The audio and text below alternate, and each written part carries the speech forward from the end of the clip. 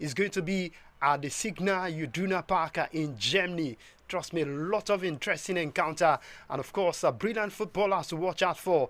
The likes of Lamine Yamal is saying, guys, we need to go into this one and get the job done. Trust me, yes, it seems like Barcelona will be playing in the semi-final of this year UEFA Champions League. Wait until tonight before we can actually say they've got what it takes to go on and play in the final for the 2024-2025 UEFA Champions League.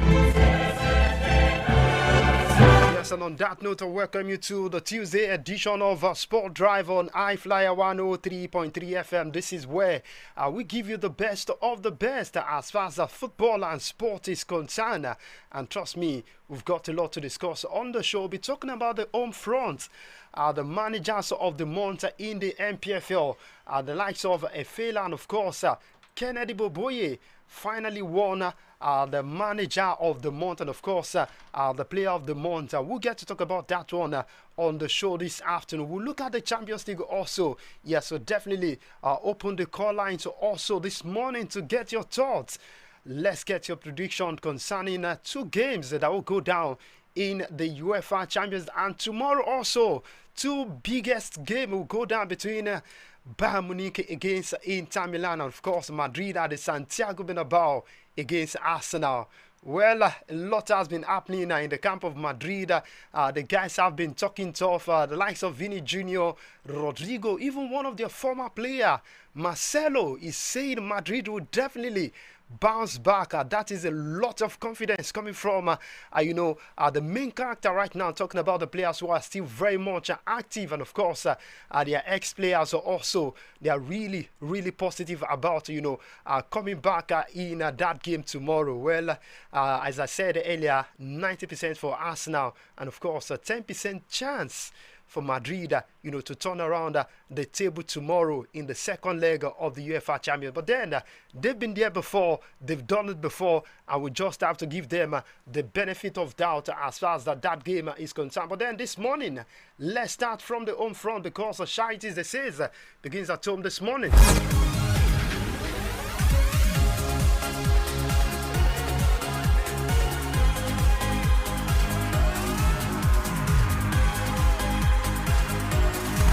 Alright, so let's start our first story from the home front this morning. Aqua United captain Jen Efela and, of course, head coach Kennedy Boboye as a manager winners of Player of the Month and Manager of the Month for the month of March. Efela, a goalkeeper, kept 4 clean sheets in 5 games during the period under review. And the Cameroonian international beat his teammate Uche Sebastian Liman Amadou of Sunshine Star, and of course Joseph Atule of Eimba, and not forget Sunday Megwo of Abia Warriors, and Samson Olashupo of Remo Star. These are the guys that compete together in the Player of the Month. Of course, it was the Cameroonian international who won the Player of the Month. He's actually a goalkeeper, and that shows how influential he has been for his team. But then, talking about the Manager of the Month also, Kennedy Boboye is the Manager of the Month. A fantastic manager. He's been there before. When you talk about how successful some of the managers in the MPFL have turned around the table as far as getting success is concerned. But then Kennedy Boboye has been one of the best managers in the MPFL so far this season, and I think he deserves to win the Manager of the Month for this particular month, the last month, talking about the month of March for Aqua United. Aqua United are still very much in relegation's water, but then if you look at how the turn around the table in the month of March, you definitely want to say they deserve to win that one for their manager. So big congratulations to Kennedy Boboye. Yes, the Manager of the Month. He won 4 games, drawn 1, and of course in 5 matches. That is really huge. But then all of this hasn't really translated to leapfrogging relegation them to the middle of the table. It is really very important for them because if you look at the game remaining in the NPFL, just a match of 5 matches. Yes, 5 matches remaining in the NPFL, and you definitely want to say they've got a lot of assignment on their hands right now to claw their way from the relegation battle. But then we look forward to match day 34 in the NPFL as far as Aqua United and of course other teams are concerned in the NPFL.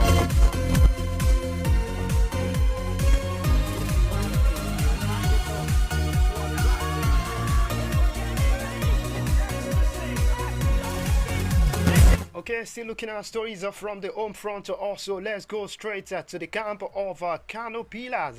And the manager is talking this morning, talking about Usman Abdallah.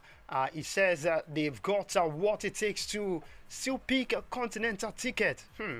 Well, I think I agree with Usman Abdallah because if you look at teams in 4th position down to the 10th position in the NPFL, just a few points, separating all of this team from number 4 to number 10 or 11 thereabout. And you definitely want to say once you drop a point in the NPFL, the next team that go on to pick on 3 points will capitalize on your position. So it is really achievable for Kano Pillars, but then they have to do enough because some of their players have not been in form. The likes of Rabi Ali, it's been a long time. I heard from the camp of Kano Pillars talking about Rabi Ali scoring goals or making assists. All of that has really toned down as far as their form is concerned. Good news for them. Ahmed Musa is back in the team after he went on a long holiday for his own personal reason, but then they need all of these top talent to bring their A game to the table, and I've been looking forward to see how they would navigate the remaining matches in the NPFL. But going forward, Usman Abdallah is saying they've got what it takes to seal pick a continental ticket. Well, maybe they'll be praying for the likes of Ikorodu City, the likes of Abia Warriors, and of course Rivers United to drop point. But trust me, it's going to be very, very hard for all of this team because right now they are enjoying the momentum in the NPFL.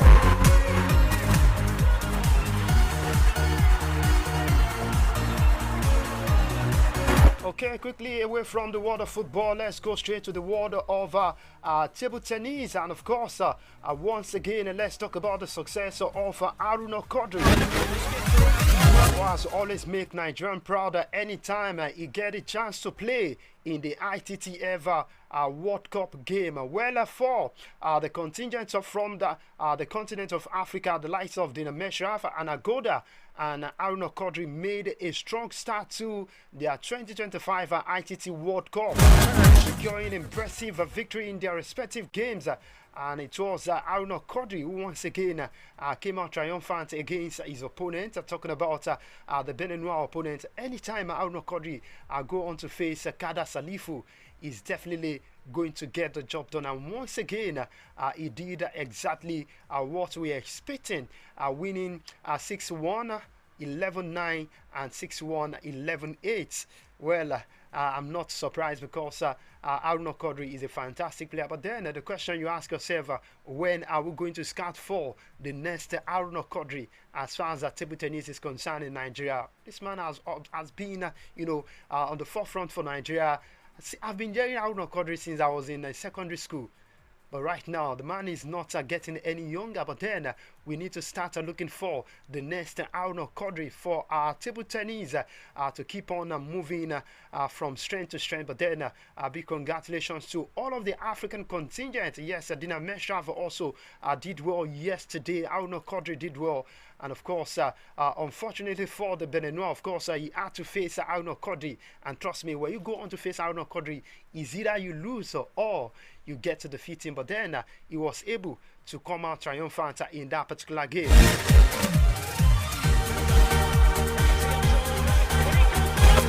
All right, right, in case you're just joining us, you're still listening to Sport Drive on I-FLIER 103.3 FM. You can also be part of the conversation this morning, talking about the UEFA Champions League. There's a lot still to play for.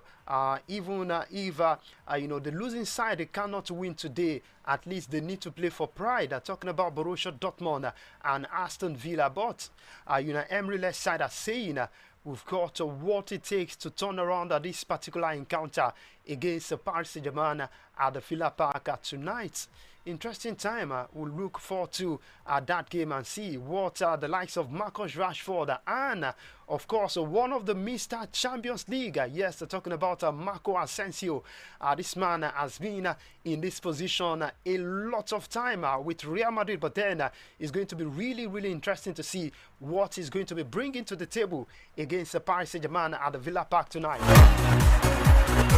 Okay, the number to call on the show this morning are 0705 for 500 1033, or you call 09054 44 1033, and you can also watch us live on Facebook, I-FLIER 103.3 FM live, I-FLIER 103.3 FM live. Let's get your thoughts.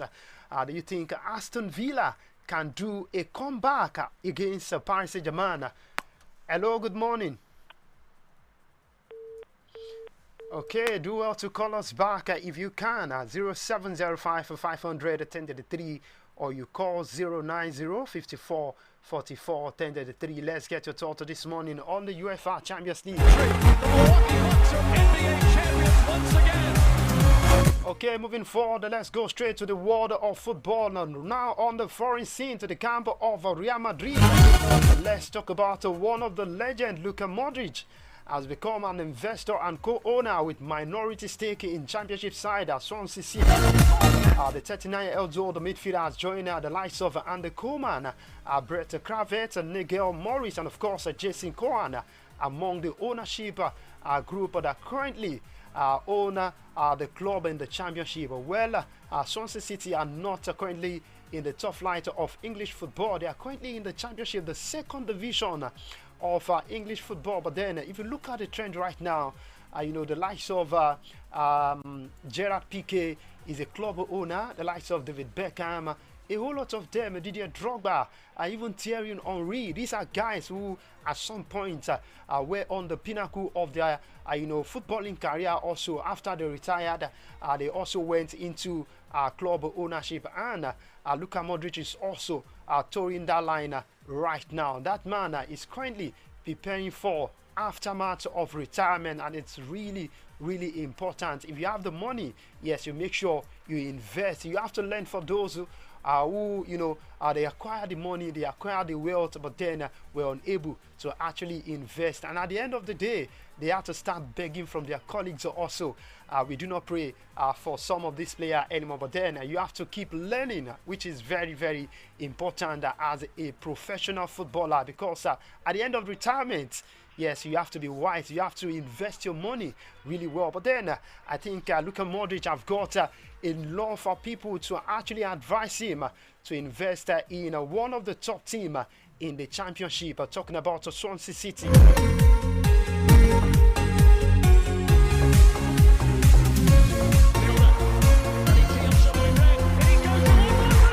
Okay, still moving forward, let's talk about the world of football once again. And CONCACAF President Victor Montagleni has criticized a proposal to expand the 2030 Men's World Cup to 64 teams. The plans put forward by South American governing body CONMEBOL has also drawn opposition from UEFA President Alexander Seferin and the Asian Football Confederation AFCC. Well, all of these association in charge of their respective country, or let me say their region, they are saying they are not in line with FIFA and of course UEFA. They want to extend the World Cup in 2030 to 64 teams. Well, it's actually good for some teams who cannot, really qualify for the World Cup, who has been struggling over the years to qualify for the World Cup. But then, one thing that is going to do to the players is the fact that that means many games will be involved. some of these players also will play club football, they will play Club World Cup, they will play UEFA Nations League, a whole lot of competitions right now. But then at the end of the day, it's about money for those who are in charge of the world of football. But then the president of CONCACAF is saying they criticized the proposal to extend the 2030 Men's World Cup to 64 teams. They are not, in line with that one. That means they are really not supporting that one. Well, I think I agree with them also because, IFAB and the Players Association also, they are saying these guys are playing a lot of games. They cannot afford to go on. A lot of them are getting injured. In fact, the toll is on them right now. The stress is too much. The fatigue is too much. But then UEFA and FIFA really want to make money. They do not care about the player. But some school of thought will also tell you these guys are making their money and they have to deliver on the field of play.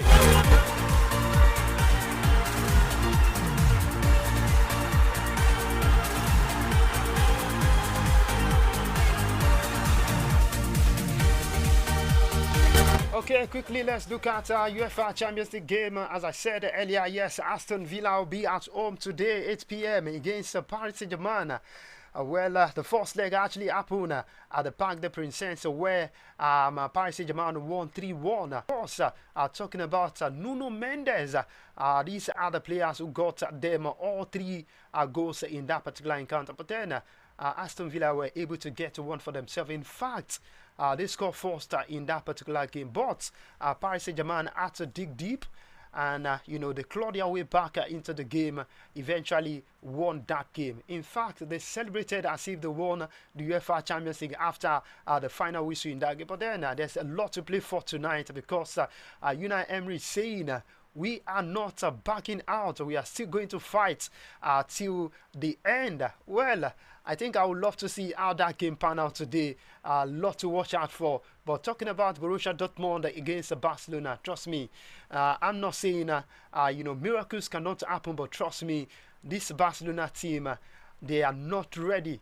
to relinquish that particular score line. 3-0. It's a lot for them against Borussia Dortmund. But anything can happen. We've seen crazy things happen in football, just like the legendary Peter Jury says when Madrid clawed their way back to the UEFA Champions League against Manchester City, and with Barcelona winning 4-0, yes, against Borussia Dortmund in the first leg. It's going to be really hard for the German side, to come back in this particular game. But one of the talisman in the Barcelona camp is saying there is nothing, absolute nothing for Borussia Dortmund this time around. In fact, he talked about the fact that they respect Borussia Dortmund, but they cannot do anything in this particular game. And I love that kind of belief in your team and your own personal self also. Those are the things we pray for when it comes to crucial time like this. But then we'll get to see how that game will pan out tonight.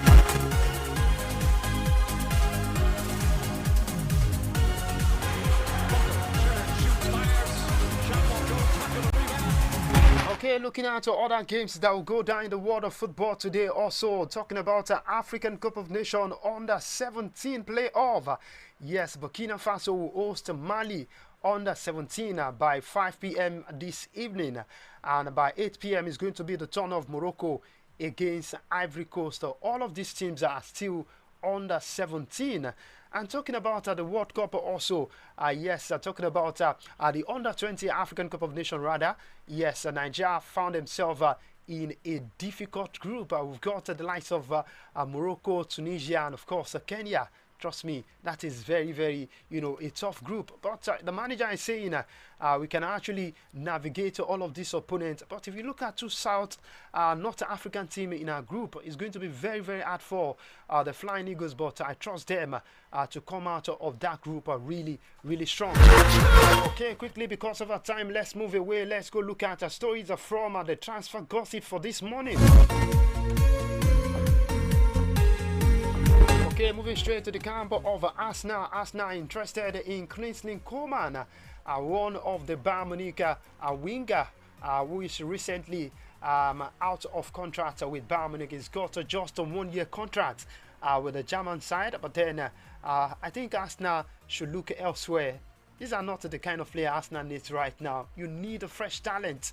Of course, no disrespect to Kingsley Coman, is a fantastic player. He's been with Bayern Munich over the years. But then, if you're talking about raw talent, I think Arsenal should look elsewhere.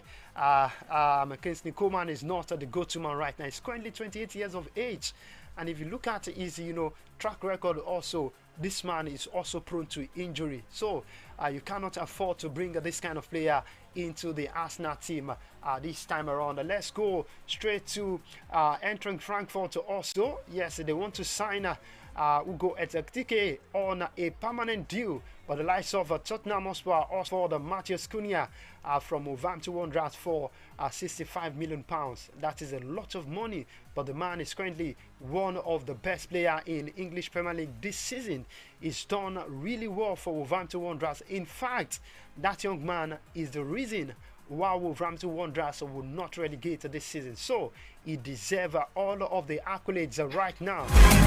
Moving straight to the camp of Liverpool. Yes, Liverpool want to let go of the man they signed from Juventus. Talking about Federico Chiesa. They says this man needs to go at the end of the season. While Manchester United are also ready to let go of Andre Onana.